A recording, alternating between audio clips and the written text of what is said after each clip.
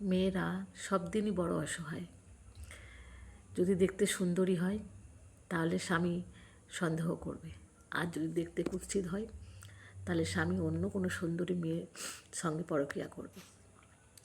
আর মেয়ের বাবা যদি গরিব হয়, মেয়ে যদি কোনো গরিব ফ্যামিলি থেকে আসে বড়লোক স্বামীর বাড়িতে, তখন দেখবেন কথায় কথায় খটা শোনাবে, প্রত্যেকটা কথায় মেয়েটাকে খটা শোনাবে।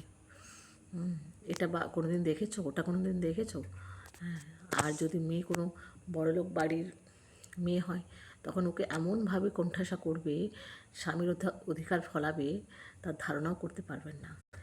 আর তুমি যদি হাউস ওয়াইফ হও তাহলে বলবে তুমি ছেকেলে, আর তুমি যদি একটু মডার্ন হতে চাও বলবে তুমি নষ্ট হয়ে গেছো। মেয়েরা সত্যিই সব দিনই অসহায় ছিল, অসহায় থাকবে।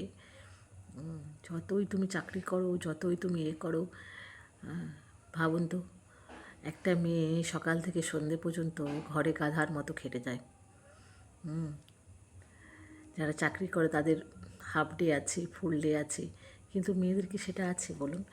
জ্বর হোক, শরীর খারাপ হোক, যাই হোক, তোমাকে সবসময় সার্ভিস দিতেই হবে। আর একদিন যদি তোমার শরীর খারাপ হয়ে যায়, তখন তুমি বুঝতে পারবে যে তোমাকে কতটা ওরা ভালোবাসে। একদিন দুদিনের পর থেকে দেখবে, হ্যাঁ, সবাই বিরক্ত হবে, তোমার উপর অসন্তুষ্ট হবে কি শরীর, কারণ হচ্ছে তুমি সবার কাজগুলো করো, কিন্তু যখন ওরা নিজেরা নিজেদের কাজগুলোই করবে তখন তোমার উপরই বিরক্ত বোধ হবে। এজন্য ঘরের বউদের শরীর খারাপও হতে নেই, কোনো মানে সুখ সুখ সুখ চাইতে নেই, কোনো স্বাধীনতা চাইতে নেই, কোনো কিছু না। খালি সারা জীবন মুখ বন্ধ করে গাধার খাটনি খেটে